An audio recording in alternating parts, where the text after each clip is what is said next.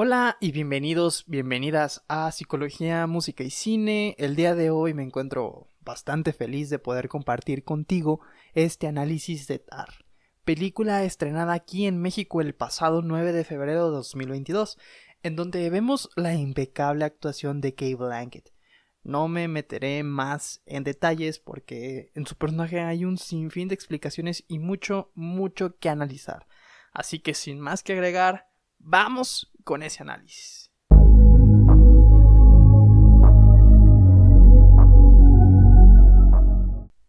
Tar es una película del año 2022.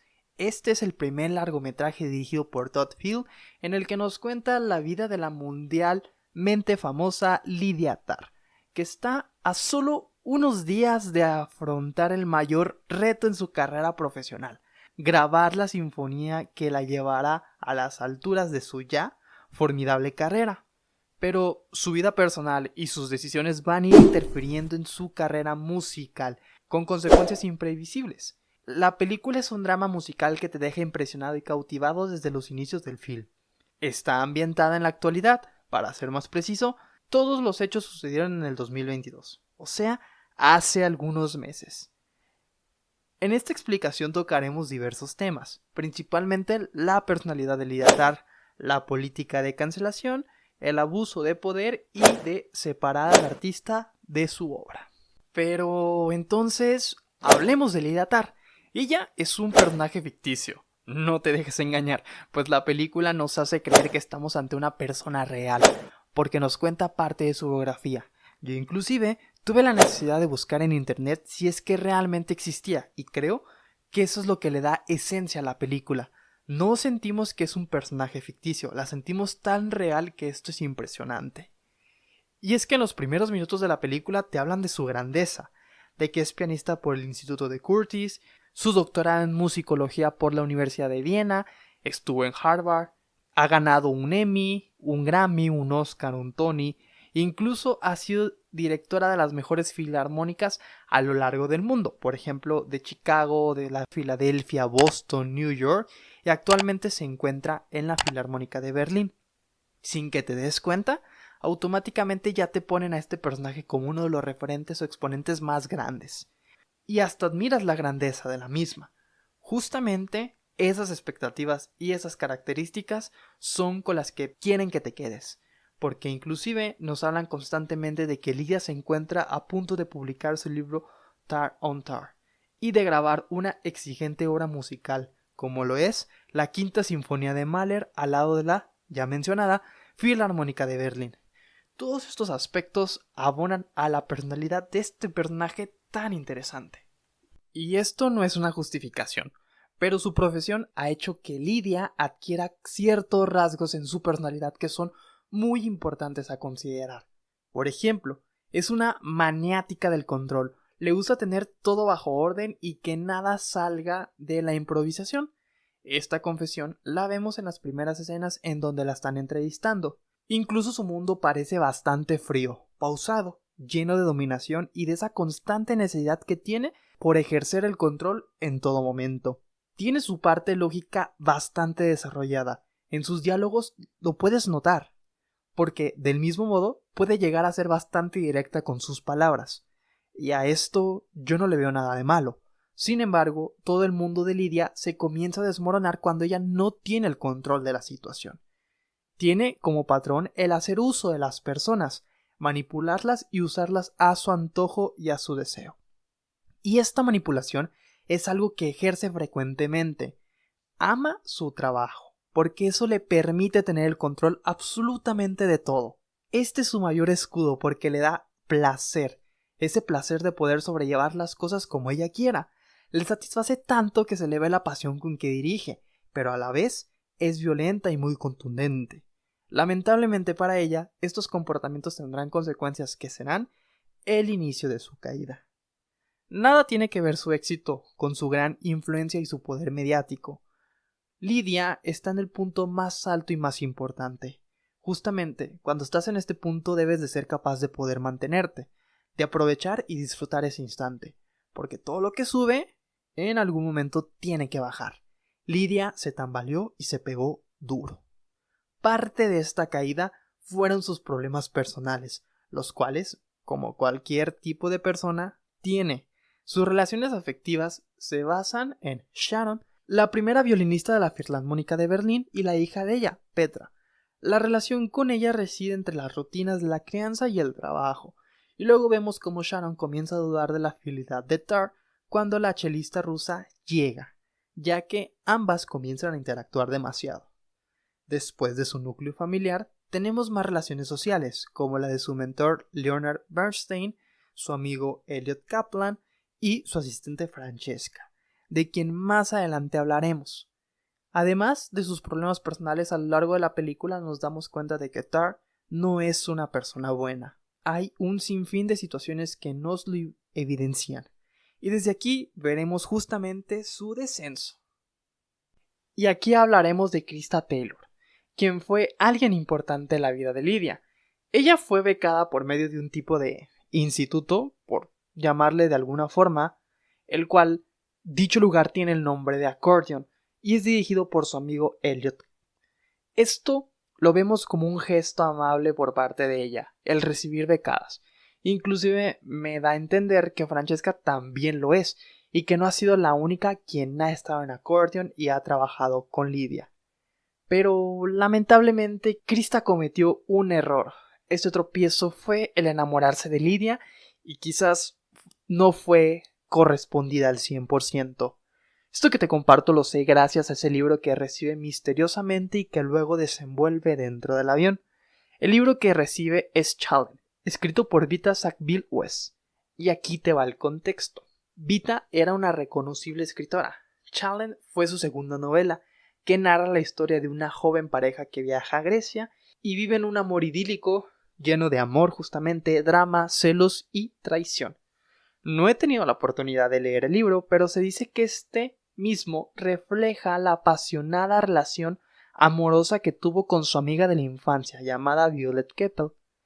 Esto sin duda refleja un poco de la relación que tuvieron, Lydia y Krista. Además de que en la primera hoja del libro se ve ligeramente que va firmado con una letra K. Lamentablemente, Krista se desvive el 7 de noviembre del 2022 en su apartamento en Manhattan a la edad de 25 años. En algunas de las escenas vemos como Lydia le pide a Francesca que borre todos los correos que hayan sido enviados por Krista. Después, vemos cómo ella elimina los diversos correos que mandó a otras filarmónicas advirtiendo de que Krista es un peligro y que no era acertado contratar a esta persona. La hace ver como algo sumamente maligno. Estamos diciendo que prácticamente le bloqueó todo tipo de posibilidades de poder triunfar y ser una gran directora. ¿En serio? ¿Aún piensas que Lydia no es mala? Aquí se ve un claro ejemplo de la manipulación y de la pretensión mediática que tiene, ejerciendo control sobre quienes sí pueden triunfar y quienes no. Algo similar lo vemos con Francesca, pero nuevamente en un ratito más te lo contaré. Otra de las escenas más importantes de la película es cuando Lydia finge que su computadora no sirve y le pide a Francesca la suya. Violando la privacidad y la confidencialidad de su asistente, se mete a la bandeja de correos y busca el nombre de Krista. Aquí vemos otros correos por parte de Krista en un llamado de auxilio y de desesperación contándole a Francesca que está cansada y no puede más. No tiene salida y se encuentra demasiado mal. Sin embargo, para Lydia, Krista siempre estuvo obsesionada con ella y siempre la acosaba. Algo que, sin duda, no te puedo comprobar, porque no nos lo dejan ver dentro de la película, pero lo dejo a tu criterio y a tu consideración. Te hablaré de un momento más que une y conecta esto que te acabo de contar. ¿Recuerdas que durante la película se intenta correr a Sebastian? Bueno, cuando por fin sucede, este mismo confronta a Lydia y le reclama que su puesto estaba en duda desde que ella llegó, o sea, Francesca. A lo que ella responde y dice que no, que realmente no es eso. Aquí nos hace ver que efectivamente su asistente no será la siguiente codirectora, para que luego Sebastian le diga que él no hace los mismos favorcitos que las demás muchachas. Aquí nos deja ver una posible interpretación de lo que quizás pudo ser uno de los factores por los cuales le bloqueó todo tipo de posibilidades a Krista. Y luego nos meten ahí unos diálogos sobre la misogamia bastante interesantes que te invito a que revises. Ahora sí, hablemos de Francesca, quien al parecer conoce de memoria la vida de Lydia Tarr. Puedo llegar a decir que es su mayor fuente de inspiración y un modelo a seguir. Ella también es becada por este instituto y fue una gran amiga de Krista. Incluso vemos cómo le duele su partida y comienza a contar los momentos más destacados que vivió con ella, mientras que Lydia intenta consolarla. Uno de ellos fue un viaje que realizaron las tres, Krista, Tarr y Francesca. Corrompida por el resentimiento que le tiene y el dolor que tuvo al enterarse que no será la siguiente directora, pensó que Tarr bloqueaba sus posibilidades de ser esa gran directora. Y por miedo a que le pase lo mismo que Krista, Francesca se va. Mientras tanto, Lydia es investigada por el suicidio de Krista y por las declaraciones que hicieron los padres acusándola como la principal responsable. Ante esto, Francesca, nuevamente dolida, pero ahora por la muerte de su amiga, y creyente de estas declaraciones, abandona a Lydia no sin antes agendarle varias juntas y citas a declarar ante abogados y juzgados. Y luego huye de Berlín. Lydia va a buscarla a su casa, pero no la encuentra. Lo que sí descubre es el libro que escribió. Al parecer, Francesca tenía una copia antes de que fuera publicado, y vemos cómo cambia el título de ser Tarr on Tarr, pasa a ser Rat on Rat, jugando con el apellido de la pianista, mostrando así su desprecio y su desvinculación de esas manipulaciones que ejercían sobre ella. Y la verdad yo sí digo que qué mal pedo ilusionarla diciéndole que anote su nombre para ser una de las candidatas y al final no elegirla, aunque también lo veo desde otro lado. La frialdad que tiene y lo apasionada que es estar con su trabajo la hace ser muy minuciosa antes de elegir este tipo de decisiones y ver este tipo de detalles. Puede ser que haya encontrado una opción mejor. Eso también tiene su propio criterio y tú como espectador eres el que tiene la última palabra. Bien, ahora te quiero hablar de una de las escenas que más me cautivaron dentro de esta película. Filmada en un plano secuencia, vemos como Lydia toca el piano al lado de un estudiante de Juilliard llamado Max. Y aquí justamente hablaremos de la política de cancelación.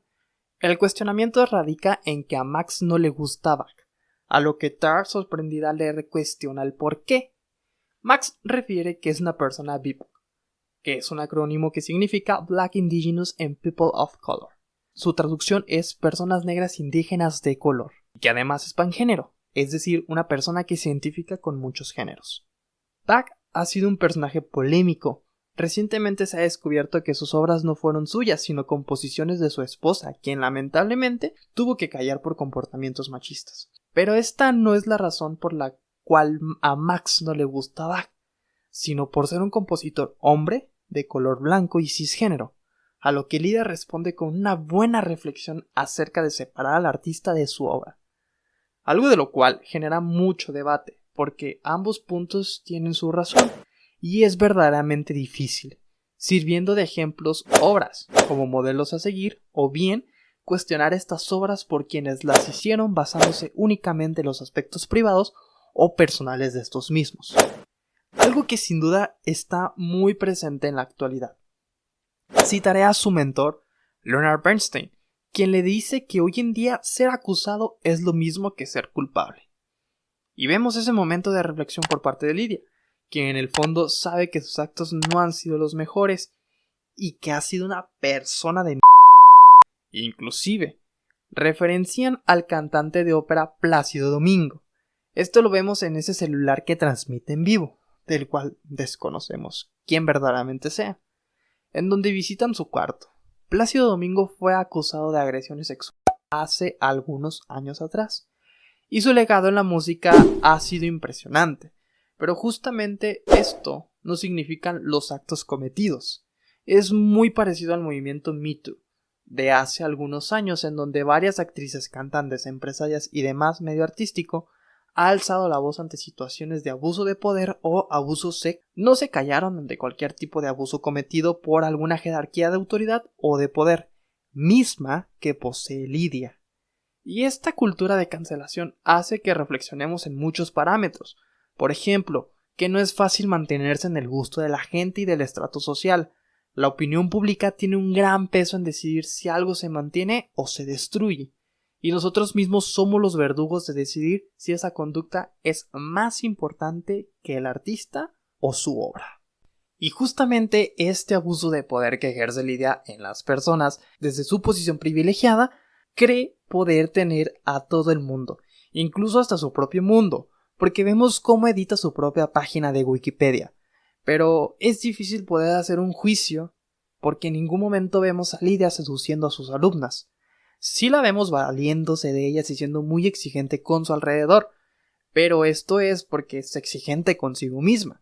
Esto también se ve reflejado en sus relaciones amorosas porque, a lo que podemos interpretar, tuvo varias relaciones sentimentales y quizás para ella todo esto es pasajero. Por eso desquebraja la relación con Sharon en cuanto llega la nueva violonchelista. El verdadero amor de Lydia es la música. Esto sí le llena y sí le calma. Es verdad que aprovecha a las personas para volar más alto, pero sus alas poco a poco se van derritiendo. Esta es la decadencia del personaje. Lydia comienza a sentirse angustiada, tiene pesadillas, escucha gritos y sonidos de ambulancia mientras sale a correr. No está consiguiendo tener paz. Lo podemos ver en la escena del metrónomo que nos permite ver el estado psicológico de la protagonista, sus miedos y hasta el inicio de sus paranoias. Incluso, la película en algunos momentos llega a tener sus pequeños dotes de terror, creando ilusiones y haciéndonos ver como si algo maligno amenaza a la protagonista, pero no es nada más que el eco de su conciencia. Cada vez va siendo mayor la presión, la cual no está sobrellevando de la mejor manera. Incluso vemos cómo ataca y agrede a Kaplan, quien la sustituye en el concierto de la Filarmónica, al ser separada por sus escándalos. Definitivamente ha perdido el control. Así de duro fue el golpe que se dio, al igual que su caída. Lydia termina tocando en una orquesta de un país oriental, a lo que parece ser música de videojuegos o de algún tipo de anime. Este es un reflejo del punto más bajo en su carrera. Y ojo, no quiero decir que la música del continente asiático o que dirigió una orquesta de música gamer o de música animada sea malo, nada que ver, sino que, comparado con todo el éxito, los logros que tuvo, ahora se encuentra en un proceso de transición y de decadencia. Se fue esa vida de lujos, llena de comodidades. Ahora duerme en un pequeño cuarto y toca en un recital de no más de 1000 personas. Tar es sin duda un claro ejemplo de la meritocracia, de llegar a tener éxito por su propio mérito y sus recursos. También es un ejemplo de cómo una persona puede llegar a perder el control, no solo de una situación, sino de su vida entera, de cómo puedes estar en la cima de tu carrera y luego tocar fondo, y que, en ocasiones, detrás de un maestro o una mente brillante, puede habitar un monstruo. No hay escenas tan claras o tan certeras que hagan decir, sí, aquí sucedió esto, pero esto también es lo que envuelve al personaje de un misticismo magnífico. Es un melodrama bastante conflictivo, porque no sabes si amar al personaje u odiarlo. Cada vez que la miramos podemos sentirnos verdaderamente atraídos por su persona, aun sabiendo que es una artista verdaderamente conflictiva. Pero sin duda no es una alegoría a la cultura de cancelación. Como espectadores somos los únicos de dictarle ese desenlace a la protagonista. El film llega a ser denso, cargado de muchos simbolismos y un lenguaje musical que en ocasiones te puede llegar a confundir. Aquí es donde destaco la interpretación de Kate, que se dice tuvo que aprender a tocar piano y a dirigir una orquesta para que todo se viera tan natural y orgánico. Además de que llega a ser una película incómoda por la posición en la que nos encontramos. Y bueno, amigos y amigas de Psicología, Música y Cine, te agradezco mucho que hayas llegado a este punto. Por favor, comparte y dale like a este video. No fue nada fácil redactar este guión, resumir una película de 2 horas y media llena de tantas cosas significativas, y ya te has de imaginar la edición. Fue un gusto y un placer poder realizar este video. Espero que te haya gustado. Aquí en la pantalla ya te están apareciendo más videos que te recomiendo que veas, y por favor suscríbete para más contenido similar. Mi nombre es Iván Rogelio Hernández Quintero y nos vemos en el siguiente capítulo. Bye.